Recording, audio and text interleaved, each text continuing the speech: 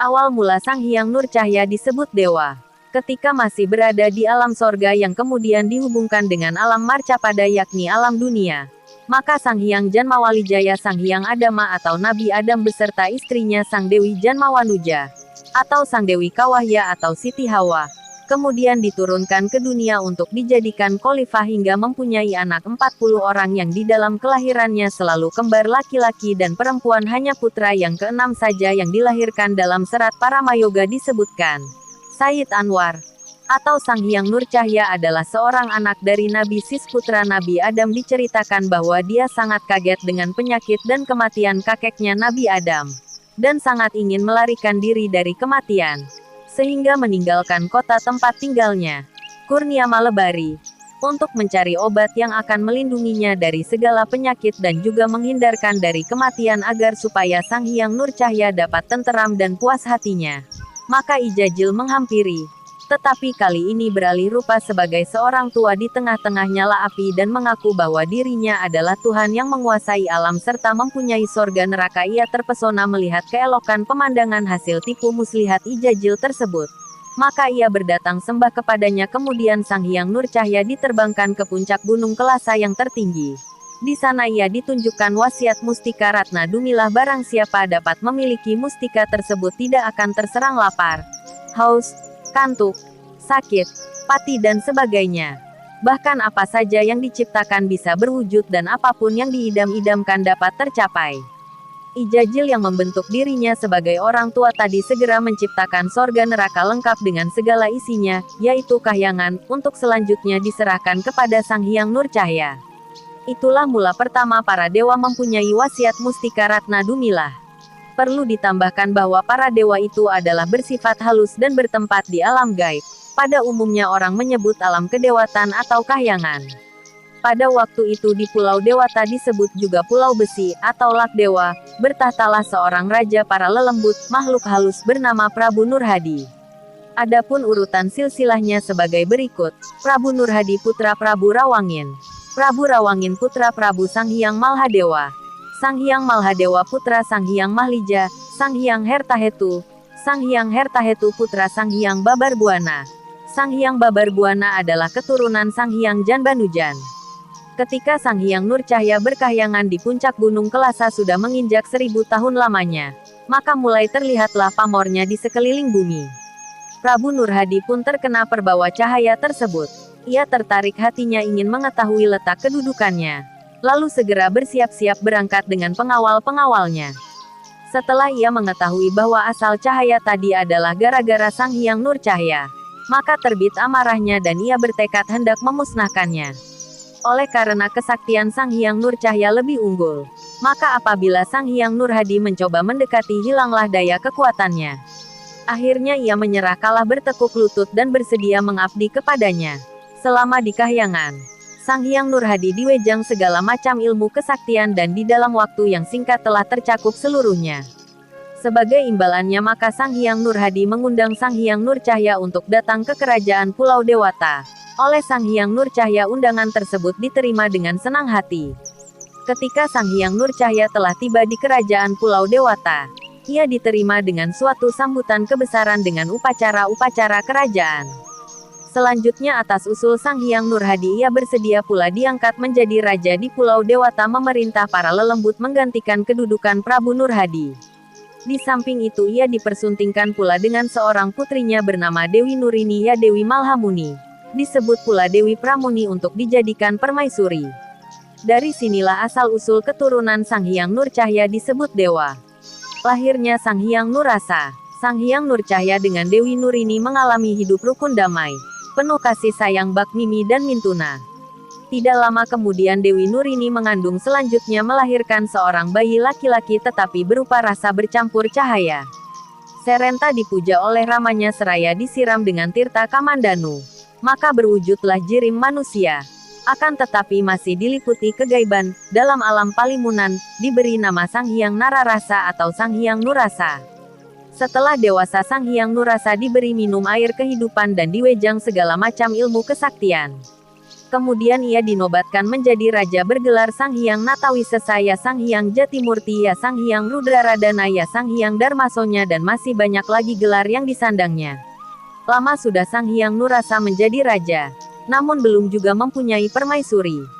Akhirnya ia dipersuntingkan dengan putri Prabu Rawangin bernama Dewi Sarwati. Dari Dewi Sarwati ini Sang Hyang Nurasa dikaruniai 2 orang putra kembar laki-laki dan telah berbentuk manusia. Akan tetapi masih juga berwujud bayangan. Yang tua diberi nama Sang Hyang Wening, Sang Hyang Purbawisesa, sedang yang muda diberi nama Sang Hyang Menang, Sang Hyang Pramanawisesa. Beberapa tahun kemudian Sang Hyang Nurasa dikaruniai seorang putra lagi tetapi dalam alam kegaiban. Ia diberi nama Sang Hyang Taya. Setelah itu Sang Hyang Nurasa tidak lagi mempunyai putra seorang pun kecuali 3 orang tersebut. Tak lupa pula ketiga putranya diberi minum air Kamandanu. Sang Hyang Nurasa sangat sayang kepada ketiga putranya itu. Namun demikian menurut pendapatnya hanya Sang Hyang Wenanglah yang patut menggantikan kedudukannya. Ketika diperkirakan sudah tiba masanya untuk mengundurkan diri, maka Sang Hyang Nurasa menyerahkan tahta kerajaan kepada putranya Sang Hyang Menang lengkap dengan cupu manik berisi tirta Kamandanu, ratna dumilah berisi gegambaran sorga neraka, pohon lata maosadi, bunga wijaya kusuma serta surat pustaka Jawa. Selama memegang tampuk pemerintahan, Sang Hyang Menang sangat tertarik akan jejak eyang-eyangnya. Ia gemar bertapa dan mengembara. Untuk melaksanakan cita-citanya itu segera ia lolos dari istana Lakdewa menjelajah hutan-hutan, gunung-gunung, bengawan-bengawan, hingga beratus-ratus tahun lamanya. Akhirnya ia lebih suka tinggal di puncak Gunung Tunggal di Pulau Dewa atau Pulau Dharma. Di sanalah ia membangun kerajaan lengkap dengan sorga neraka seisinya kahyangan. Ia berkuasa di Gunung Tunggal mencapai kurang lebih 300 tahun. Sehingga ia dipuja dan disembah oleh segala macam lelembut, makhluk halus, bahkan dianggapnya sebagai yang maha kuasa. Lahirnya Sang Hyang Tunggal. Sementara itu di jagat alam maya pada sudah mulai ramai. Diceritakan bahwa ada salah seorang raja manusia bernama Prabu Hari. Bertahta di kerajaan Kalingga sangat terkenal bijaksana, sakti dan pemberani. Ketika Sang Prabu Hari mendengar kabar bahwa di Gunung Tunggal muncul seorang raja yang memerintah seluruh makhluk halus, bahkan banyak juga manusia yang memuja kepadanya, maka ia merasa dihina oleh raja tersebut yaitu Sang Hyang Menang. Secara diam-diam ia berangkat seorang diri menuju Gunung Tunggal dengan tekad ingin menaklukkan Sang Hyang Menang. Setibanya di Gunung Tunggal ia disambut oleh Sang Hyang Menang yang selanjutnya mereka berdua mengadu segala macam kesaktian yang dimilikinya. Namun akhirnya Prabu Hari sama sekali tidak mampu menandingi kesaktian lawannya. Ia bertekuk lutut di hadapan Sang Hyang Menang serta berjanji akan menyerahkan seorang putrinya yang bernama Dewi Saoti untuk dijadikan sebagai permaisuri. Sejak saat itu Sang Hyang Menang disebut juga Sang Hyang Kalinggapati. Hasil perkawinannya dengan Dewi Saoti ia memperoleh seorang putra. Sekalipun dalam alam kegaiban tetapi sudah berbentuk manusia. Diberi nama Sang Hyang Tunggal. Pada tahun-tahun berikutnya ia dikaruniai lagi 2 orang putra dan putri. Yang putra diberi nama Sang Hyang Ening. Sedang yang putri diberi nama Dewi Yati. Sementara itu Sang Hyang Wening yaitu Sang Hyang Prabawisesa saudara laki-laki Sang Hyang Menang. Setelah menginjak dewasa dikawinkan dengan seorang putri Prabu Srikanda Raja Lelembut di Pulau Sri Lanka, bernama Ratna Sikandini.